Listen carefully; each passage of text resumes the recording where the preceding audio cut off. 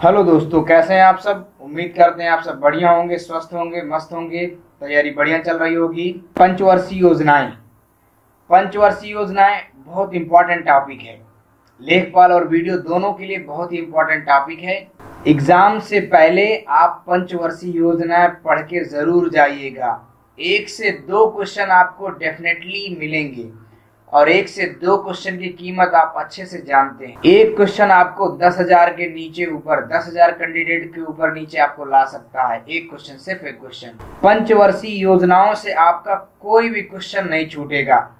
बस आप सही से इसको पढ़िए, ध्यान से सुनिए और जरूरत पड़े तो नोट जरूर करिएगा। अगर हमारे चैनल पर आप नए हैं तो प्लीज सब्सक्राइब करें हमारे चैनल को और सपोर्ट करें और बने रहें हमारे साथ। तो चलिए बिना देरी के शुरू करते हैं आज की क्लास, आज का वीडियो। देखिए, योजनाओं से जो क्वेश्चन बनते हैं मेन, पंचवर्षीय योजना कोई पूछ लेगा पहली, दूसरी, तीसरी कब लागू हुई। दूसरी चीज पूछेगा आपका किस मॉडल पर आधारित थी। तीसरी चीज पूछेगा इसमें लक्ष्य दर कितनी थी, विकास की लक्ष्य दर कितनी थी, कितनी हुई। तो बस यही सारे क्वेश्चन इससे बनते हैं। तो पहली पंचवर्षीय योजना 1951 से 1956 के बीच में आई। 5-5 साल का आपको गैप मिलेगा, 51 से 56। ये हेराल्ड डोमर मॉडल पर आधारित थी। तो ये आप याद रखिएगा, पहली पंचवर्षीय योजना हेराल्ड डोमर मॉडल पर आधारित थी। यह दिसंबर 1951 को संसद में नेहरू जी के द्वारा प्रस्तुत की गई। उस समय जो प्रधानमंत्री थे जवाहरलाल नेहरू थे। पहली पंचवर्षीय योजना देश में रहने वाले सभी नागरिकों के लिए आजादी के बाद एक खुशी की लहर लेकर आने वाली थी। इस योजना के अंतर्गत कृषि का विकास पर ज्यादा ध्यान आकर्षित किया गया, क्योंकि उस समय देश में अनाज की कमी को लेकर सभी चिंतित थे। अब योजनाएं बनाई गई तो योजनाओं के बारे में लोगों को बताया गया कि इन योजनाओं से क्या होगा। तो वेट कर रहे थे लोग इन योजनाओं का। इसके साथ बांध, भाखड़ा नागल बांध, हीराकुंड बांध बनाने व सिंचाई को भी महत्वपूर्ण उद्देश्य में जोड़ा गया। पहली पंचवर्षीय योजना के तहत सरकार द्वारा इसका लक्ष्य 2.1% रखा गया। आप इनको कंपैरिजन करिएगा, पहली योजना में लक्ष्य क्या था, दूसरी योजना में लक्ष्य क्या था। लेकिन इसकी वृद्धि 3.6% हुई, मतलब लक्ष्य से काफी अच्छी हुई। जो कृषि विकास हेतु बहुत जरूरी थी, यह सबसे सफल योजना साबित हुई। तो एक क्वेश्चन यहां से बन गया कि सबसे सफल योजना कौन थी। पहली पंचवर्षीय योजना थी, क्योंकि इसकी शुरुआत देश की आजादी के बाद की गई, जो कि देश के लिए एक नई शुरुआत थी। द्वितीय पंचवर्षीय योजना की बात करते हैं, 1956 से 1961 के बीच रही, 5 साल। पीसी महालनोबिस मॉडल पर आधारित थी। पहली पंचवर्षीय योजना का कालकाल समाप्त होने के बाद दूसरी पंचवर्षीय योजना की शुरुआत हुई, जिसका मुख्य उद्देश्य घरेलू उत्पादों से औद्योगिक उत्पाद का विकास इसके लिए प्रमुख कार्य था। यानी कि औद्योगिकी विकास के लिए ये उन्मुख थी आपकी द्वितीय पंचवर्षीय योजना।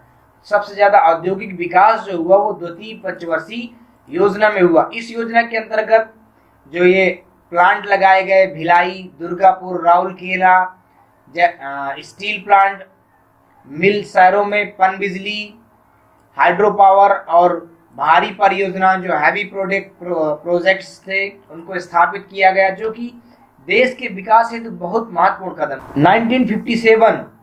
1957 में देखिए आपकी क्रांति भी हुई थी, ये डेट याद रखिएगा।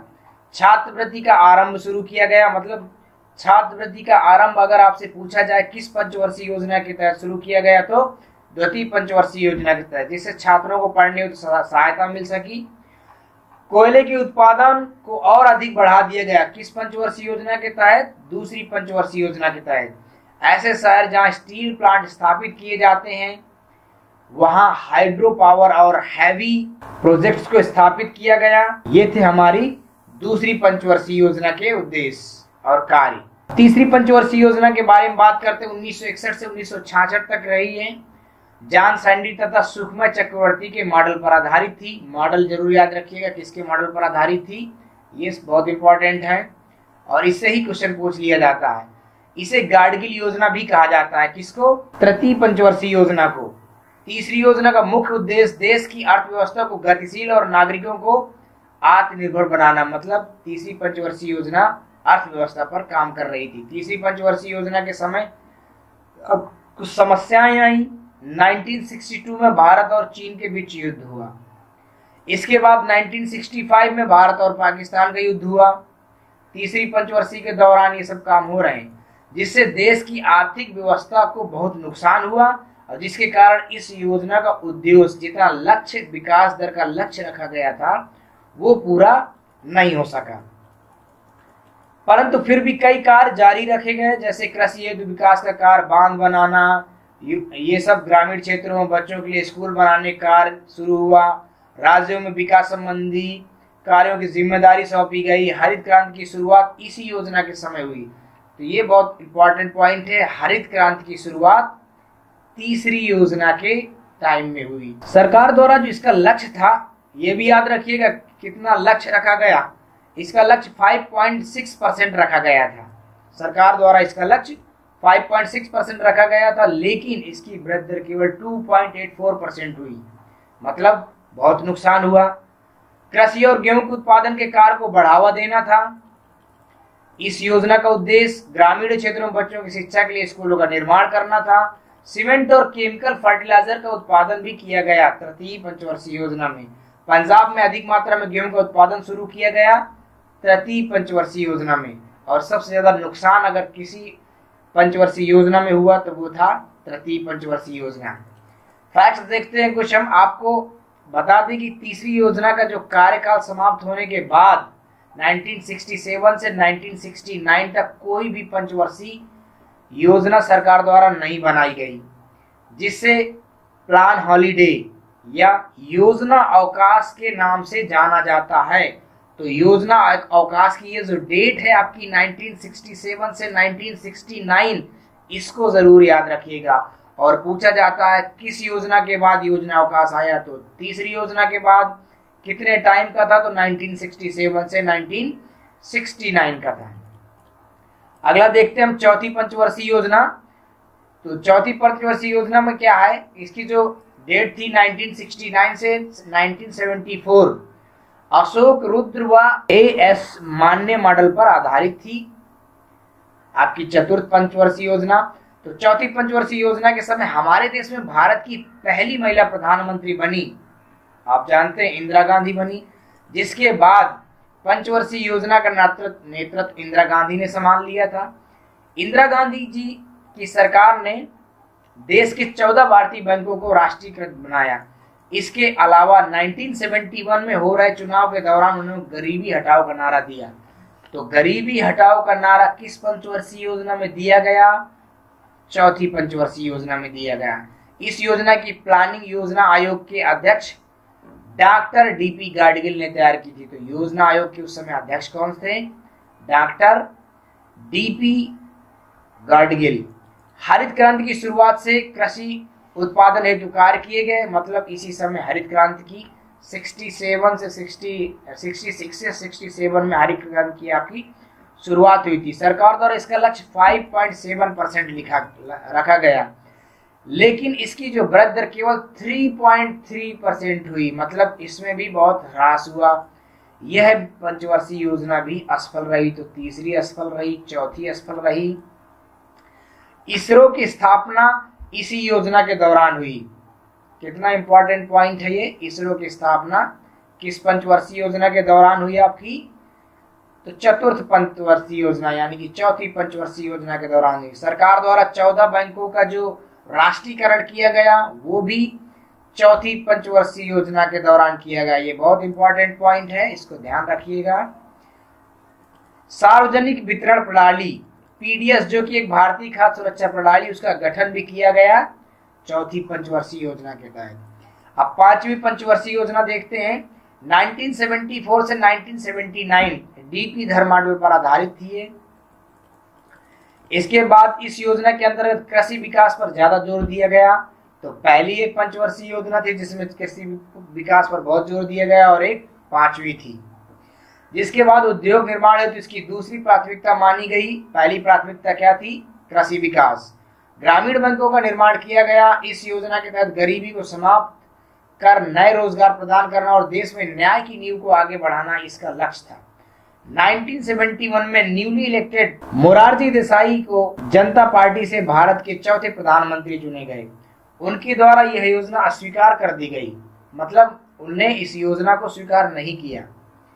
इसका लक्ष्य 4.4% रखा गया, इसकी वृद्धि हुई 4.9%, मतलब ये योजना सफल हुई। ग्रामीण बैंकों की स्थापना 2 अक्टूबर 1975 में की गई, मतलब 5वीं पंचवर्षीय योजना के टाइम में की गई।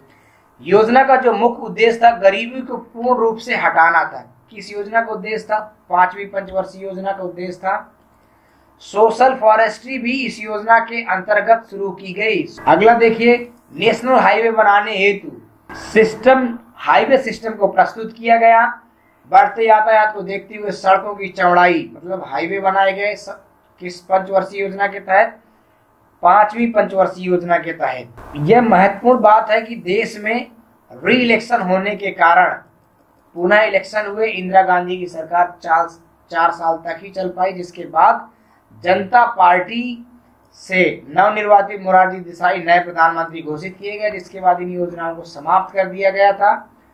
बता दें कि स्वदेशी अर्थशास्त्री ने पिछड़े क्षेत्रों के विकास के लिए एक प्लान बनाया था, जिसे रोलिंग प्लान नाम दिया गया। यह एक वार्षिक प्लान था। इस प्लान को मोरारजी देसाई के नेतृत्व में स्वीकृति मिल गई थी, जिसे लागू करने का श्रेय प्रोफेसर DT लकड़वाला को दिया जाता है, रोलिंग प्लान का।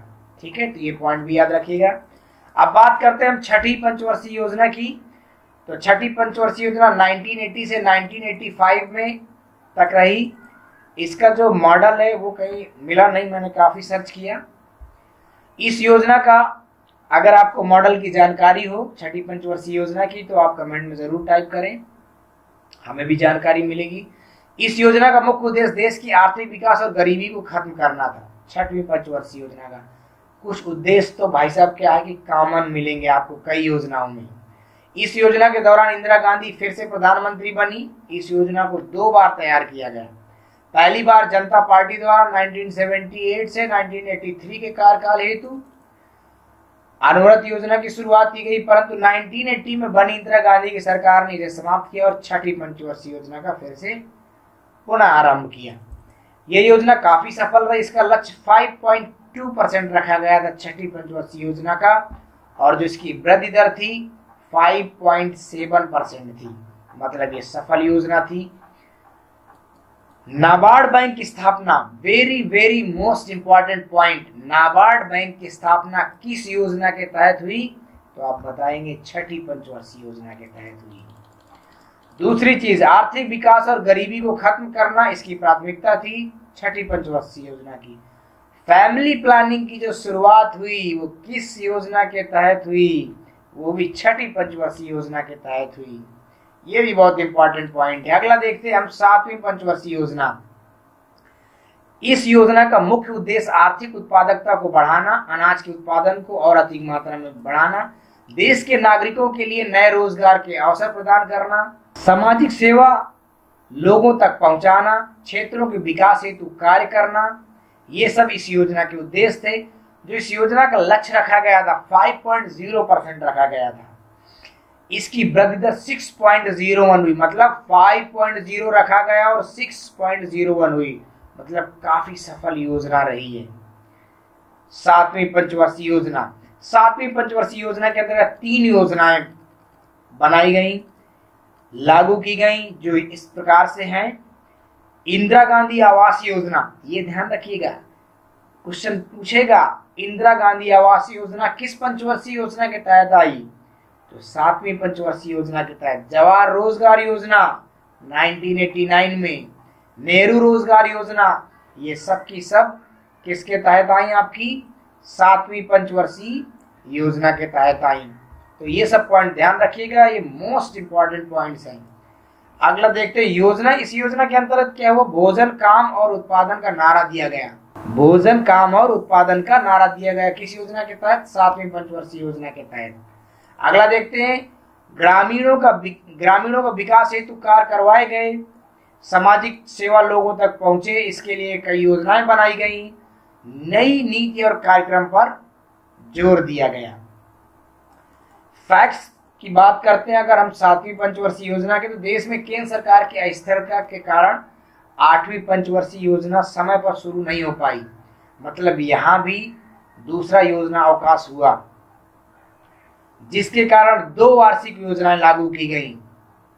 एक योजना 1990 से 91, 2 साल की योजनाएं लागू हुई और 1991 से 1992 तक चली।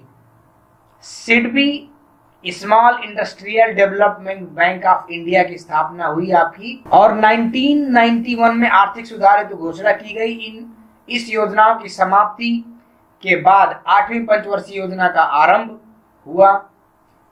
अब 8वीं पंचवर्षीय योजना देखते हैं। 1992 से 1997 ये जॉन डब्ल्यू मिलर मॉडल पर आधारित थी। इस योजना का मुख्य उद्देश्य मानव संसाधन से जुड़े कार्य जैसे शिक्षा हेतु स्कूलों का निर्माण, शिक्षा से जुड़ी योजनाएं, रोजगार संबंधी अवसर, सामाजिक विकास हेतु नई नीतियां बनाना। प्रधानमंत्री योजना की शुरुआत भी इसी योजना के दौरान हुई। ऊर्जा क्षेत्र को भी इसकी प्राथमिकता मिली।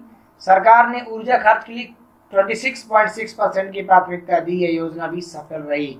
इसका लक्ष्य था 5.6% रखा गया और जो वृद्धि दर इसकी आंकी गई वो 6.8%, तो काफी अच्छी वृद्धि दर थी। तो ये सफल योजना थी। इस योजना के तहत नीति को मंजूरी मिल गई, जिसे नरसिम्हा राव ने मंजूर किया। आर्थिक नीति जैसे उदारीकरण, कुछ नीतियां मंजूर की गई। उदारीकरण हो गया आपका, निजीकरण, वैश्वीकरण। शिक्षा को प्राथमिकता मिली। किस पंचवर्षीय योजना के तहत? 8वीं पंचवर्षीय योजना के तहत शिक्षा को पहली प्राथमिकता मिली। मानव विकास इसका मुख्य कार्य बना। जनसंख्या में वृद्धि हेतु कार्य किए गए। 15 से 35 ईयर के लोगों में खत इलिटरेसी को खत्म करना भी इस योजना का उद्देश्य था। इस योजना के अंतर्गत सिंचाई, ऊर्जा, परिवहन को मजबूत करना। पंचायत राज, नगर पालिका, मानव संसाधन की नींव को और अधिक मजबूत बनाने की नीति बनाई गई 8वीं पंचवर्षीय योजना के तहत। अब हम बात करते हैं 9वीं पंचवर्षीय योजना, जो 1997 से 2002 तक रही। आगत निर्गत मॉडल पर आधारित थी। ये कौन सी? 9वीं पंचवर्षीय योजना आगत निर्गत मॉडल पर आधारित थी। इस योजना के अंतर्गत सभी कार्य को बराबर तरीके से देश का आर्थिक विकास करना था।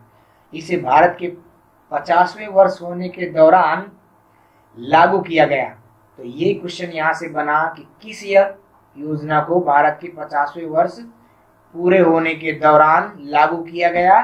तो आपकी 9वीं पंचवर्षीय योजना। विकास हेतु इसमें 15 साल पुरानी योजना नीति अपनाई गई, लेकिन यह योजना अभी सभी आर्थिक विकास हेतु सफल नहीं रही। इसके अलावा कृषि क्षेत्र, ग्रामीण लोगों का विकास, शिक्षा हेतु निर्माण, साफ पानी पीने आदि सभी कार्य जारी रहे।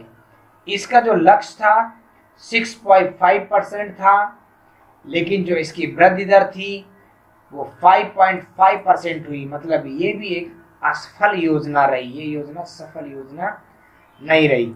इसके अंतर्गत कई रोजगार योजनाएं बनाई गई, जिनमें से थी पहली जवाहर ग्राम समृद्ध योजना। ये सारी रोजगार योजनाएं थी, ध्यान में रखिएगा, जो 9वीं पंचवर्षीय योजना में आई। स्वर्ण जयंती शहरी रोजगार योजना, स्वर्ण जयंती ग्राम स्वरोजगार योजना, प्रधानमंत्री ग्रामोदय योजना, ये सारी जो रोजगार से रिलेटेड योजनाएं थी।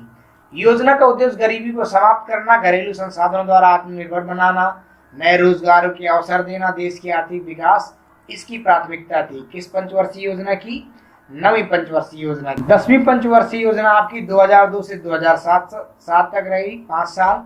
इस योजना का मुख्य उद्देश्य देश से गरीबी को पूरी तरह से मिटाकर देश को और मजबूत बनाना, देश के लोगों के लिए नए अवसर लेकर बेरोजगारी को खत्म करना इसका लक्ष्य था। बेरोजगारी को खत्म करना मेन लक्ष्य था आपका 10वीं पंचवर्षीय योजना को। और हर एक नागरिक की जो इनकम है, जो आय है, वो दोगुनी करके देश की आर्थिक स्थिति को मजबूत बनाने के लिए एक महत्वपूर्ण कदम था। तो हर एक आदमी की आय दुगनी करने का लक्ष्य रखा गया 10वीं पंचवर्षीय योजना में। 2003 में सभी स्कूलों में बच्चों के दाखिले करवाए गए।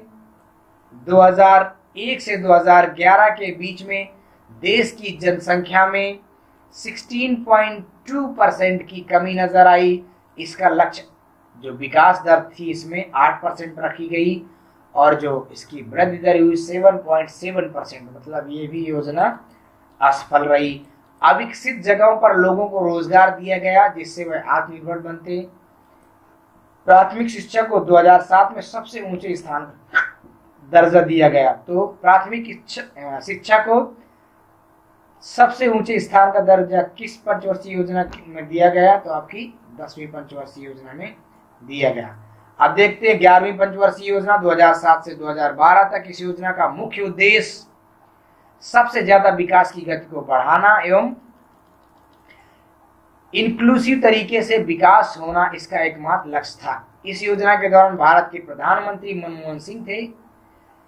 तो ये क्वेश्चन पूछा जा सकता है कि 11वीं पंचवर्षीय योजना के समय प्रधानमंत्री कौन थे? तो मनमोहन सिंह थे। इस योजना की प्लानिंग रंगराजन द्वारा की गई, यानी कि रंगराजन समिति थी उसके द्वारा बनाई गई। योजना के तहत 2012 में सभी नदियों एवं जल क्षेत्रों को साफ करने का निर्णय लिया गया। ये बहुत इंपॉर्टेंट पॉइंट है। किस योजना में सभी नदियों एवं जल क्षेत्रों को साफ करने का निर्णय लिया गया? तो आपकी 11वीं पंचवर्षीय योजना थी। बजट, इस योजना का जो बजट था वो आपका 71,731.98 रुपीज था। इसका लक्ष्य 8.1% रखा गया है। जो इसकी वृद्धि दर थी वो 7.9%, यानी कि इस योजना के दौरान नागरिकों के हितों के लिए 3 नई योजनाएं शुरू की गई। ये जरूर ध्यान रखिएगा। प्रधानमंत्री आदर्श ग्राम योजना, आम आदमी बीमा योजना और एक योजना और थी राजीव आवासीय योजना या राजीव गांधी आवास योजना शुरू की गई थी। विकास हेतु साल भर में 9% का रखा गया था। कृषि के विकास हेतु 4% और उद्योग एवं सेवाओं के लिए 9 से 11% ये लक्ष्य रखा गया था। विकास लक्ष्य 11वीं पंचवर्षीय योजना की थीम याद रखिएगा, तेज और अधिक समावेशी विकास। ये 11वीं पंचवर्षीय योजना की थीम है, तेज और अधिक समावेशी विकास। अगला पॉइंट देखते हैं, ऊर्जा को और अधिक विकसित करके ग्रामीण क्षेत्रों में बिजली को पहुंचाना इसका उद्देश्य था। सभी के लिए पीने के लिए स्वच्छ पानी उपलब्ध कराना भी 11वीं पंचवर्षीय योजना का उद्देश्य था। 12वीं देखते हैं, 2012 से 2017 तक रही है 12वीं पंचवर्षीय योजना का उद्देश्य ग्रामीण एवं शहरी विकास हेतु ऊर्जा, उद्योग, कृषि, संचार एवं परिवर्तन जैसी सुविधाओं को देने की शुरुआत की गई। इस योजना के अंतर्गत सामाजिक कार्य, शिक्षा, कृषि, उद्योग, ऊर्जा हेतु जोर दिया गया। आर्थिक विकास के लिए सालाना 10% का लक्ष्य रखा गया। आर्थिक विकास के लिए 11वीं पंचवर्षीय योजना का लक्ष्य 9% से घटाकर 8.1% कर दिया गया। सभी ग्रामीण क्षेत्रों में लोगों के घरों में 2017 तक बिजली की सुविधा उपलब्ध करवाना इस योजना का उद्देश्य था। तो ये पॉइंट मेन पॉइंट आपको याद रखने हैं। डिटेल तो पढ़िए, डिटेल हमेशा पढ़िए, लेकिन आपको याद मेन पॉइंट, भाई साहब याद मेन पॉइंट ही रहेंगे, सारा वैसे भी याद नहीं रहने वाला। समस्त नागरिकों के स्वास्थ्य के हितों हेतु पीने का स्वच्छ पानी उपलब्ध कराना, सभी बैंकों की सुविधा हेतु जागरूक करना, लड़का लड़की, अनुसूचित जाति, जनजाति, पिछड़े वर्ग एवं अन्य लोगों के बीच असमानता खत्म कर दी गई। ये याद रखिएगा। यह अंतिम पंचवर्षीय योजना थी जिसके बाद केवल 5 साल की डिफेंस प्लान ही लागू रहे। रियलिटी में तो 12वीं पंचवर्षीय योजना ही अंतिम थी। मोदी सरकार ने 2014 में योजना आयोग को खत्म करके नीति आयोग, पंचवर्षीय योजना चलती आई थी, इसके बदले में 2015 में नीति आयोग का गठन हो गया था। जो नीति आयोग के जो अध्यक्ष होते हैं, प्रमुख होते हैं, वो होते हैं प्रधानमंत्री। तो 13वीं पंचवर्षीय योजना का भी नाम दर्ज होता है 2017-2022, लेकिन रियलिटी ये है कि 12वीं पंचवर्षीय योजना से फिर कोई योजनाएं नहीं आई। पंचवर्षीय योजनाओं को बंद कर दिया गया। 13वीं पंचवर्षीय योजना नहीं बनाई जाएंगी। 12वीं पंचवर्षीय योजना के बाद नीति आयोग ने एक ड्राफ्ट एक्शन प्लान पेश किया जिसमें 15 साल का लॉन्ग टर्म सदृश प्रलेख यानी कि विजन डॉक्यूमेंट्स तैयार किया गया, जिसमें 7 साल की रणनीति बनाई और 3 ईयर एक्शन एजेंडा पेश किया गया, जिसमें यह साफ साफ लिखा कि सरकार देश के नागरिकों के हित में क्या क्या योजनाएं देने वाली हैं। तो ये थे आपके क्वेश्चन। जो योजनाएं देने वाली थी उनको 2035 तक देश में पूरी तरह से लागू भी होनी थी। तो ये थी पंचवर्षीय योजनाएं। आप यूपी का कोई भी एग्जाम दें तो आप योजनाएं बिल्कुल पढ़ के जाइएगा। 2 से 3 नंबर आपके बनेंगे, और किसी से अलग करना, किसी से हट के करना तो उससे अलग और हट के पढ़ना भी पड़ेगा।